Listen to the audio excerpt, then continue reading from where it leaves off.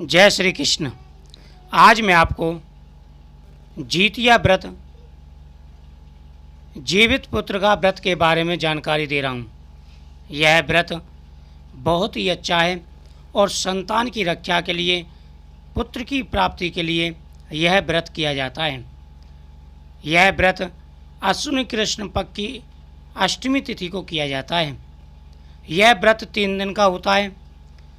अष्टमी तिथि इस बार 9 सितंबर की रात में 9:46 पर प्रारंभ होगी और 10 सितंबर की रात 10:47 तक रहेगी। 10 सितंबर को अष्टमी में चंद्रोदय का अभाव है। इसी दिन जीतिया पर्व मनाया जाएगा।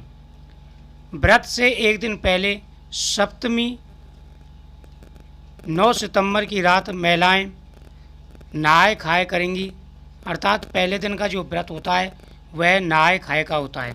यह व्रत उत्तरी भारत में पूरे धूमधाम से मनाया जाता है। उत्तर प्रदेश, झारखंड, बिहार और नेपाल में भी जीतिया व्रत बहुत ही श्रद्धापूर्वक मनाया जाता है। गंगा आदि पवित्र नदियों में स्नान करें या जैसा संभव हो घर पर भी स्नान कर सकते हैं।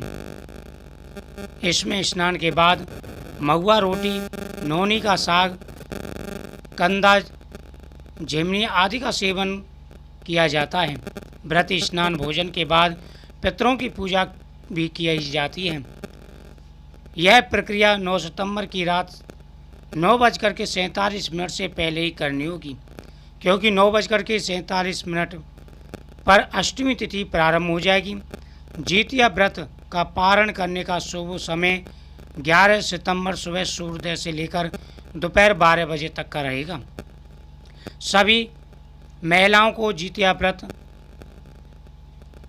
करने से अनंत पुण्य की प्राप्ति होती है और उनके संतान की रक्षा होती है। यह व्रत बहुत ही पवित्र होता है। जिनके संतान की प्राप्ति नहीं हुई है या जिनके संतान हैं उनकी रक्षा होती है, और जिनके संतान की प्राप्ति नहीं उनको संतान की प्राप्ति होती है। अब मैं आपको कहानियाँ सुनाऊंगा, कहानी को पूरा सुने। द्वापर युग में जब कौरव पांडवों का युद्ध हुआ,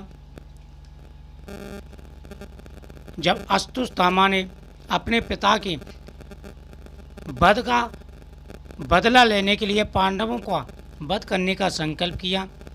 एक बार वह रात्रि को पांडवों के शिविर में अंदर गए और वहाँ पर जो पांडवों के बच्चे थे उसने पांडव समझ करके उनका वध कर दिया। इससे अर्जुन को बड़ा गुस्सा आया। अर्जुन ने उसकी मणि निकाल ली। इससे उसने ब्रह्मश्री अस्त्र का संहार किया और वह अभिमन्यु के पुत्र पर चला दिया। भगवान ने अभिमन्यु के पुत्र की रक्षा की और मेरा जो पुत्र शरीर त्याग चुका था वह दोबारा जीवित कर दिया। इससे जीवित पुत्र का व्रत कहने लगा। दूसरी कथा यह है, पौराणिक कथाओं के अनुसार जिमुतवान नामक एक दयालु और बुद्धिमान राजा था। राजा विभिन्न सांसारिक सुखों से खुश नहीं था, इसलिए उसने अपने भाइयों को राज्य और उससे संबंधित जिम्मेदारी सौंप दी। उसके बाद जंगल में रहने के लिए चला गया। कुछ समय बाद जंगल में चलते समय राजा को एक बूढ़ी औरत की मिली जो रो रही थी। जब उसने उससे पूछा, राजा को पता चला कि महिला नागवंशी सर्पों के परिवार से संबंधित है और जिसका केवल एक बेटा है, लेकिन उन्होंने जो शपथ ली थी उसके अनुसार पक्षीराज गरुड़ को हर दिन एक सांप पेश करने का व्रत किया था, संकल्प लिया था। महिला की दुर्दशा को देखते हुए जिमुतवान ने उससे वादा किया कि वह उसके बेटे और उसके जीवन की गरुड़ से रक्षा करेगा। पर वह खुद को एक लाल रंग के कपड़े में ढककर चट्टानों पर लेट गया, खुद को गरुड़ के लिए पेश किया। जब गरुड़ आया तो उसने जिमुतवान को पकड़ लिया। अपने खाने के दौरान उसने देखा कि उसकी आंखों में कोई आंसू या कोई भी डर नहीं है। गरुड़ ने यह आश्चर्यजनक पाया और उसकी वास्तविकता पहचान पूछी। यह बात सुनकर पक्कीराज गरुड़ ने जिमुतपान को मुक्त कर दिया, क्योंकि वह उसकी बहादुरी से प्रसन्न थे और उन्होंने उसको वरदान भी दिया और सांपों को अभय कर दिया। उसी दिन से यह जीवित पुत्र का व्रत संसार में प्रचलित हुआ और सभी व्रत करते थे। तीसरी कहानी। नर्मदा नदी के पास एक नगर था, कंचनवटी। उस नगर के राजा का नाम माल्यकेतु था। नर्मदा नदी के पश्चिम में बालहटा नाम की मरुभूमि थी, जिसमें एक विशाल पाकड़ के पेड़ पर एक चील रहती थी। उससे पेड़ के नीचे एक सियानी भी रहती थी। दोनों में पक्की मित्रता थी। दोनों ने कुछ महिलाओं को व्रत करते देखा। उन्होंने भी जितिया व्रत करने का संकल्प लिया और दोनों ने भगवान जीवतवान की पूजा और व्रत करने का प्रण ले लिया। लेकिन जिस दिन दोनों को व्रत रखना था, उसी दिन शहर के एक बड़े व्यापारी ने शरीर त्याग दिया। उसका दाह संस्कार उसी मरुस्थल पर किया गया। श्यानी को अब भूख लगने लगी और उसने सेठ को देखा। वह खुद को रोक ना सके और उसका व्रत टूट गया, पर चील ने संयम रखा और नियम पूर्वक श्रद्धा से व्रत किया। फिर अगले जन्म में दोनों सहेलियों ने ब्राह्मण परिवार में ब्राह्मण की पुत्री के रूप में जन्म लिया। उनके पिता का नाम भास्कर था।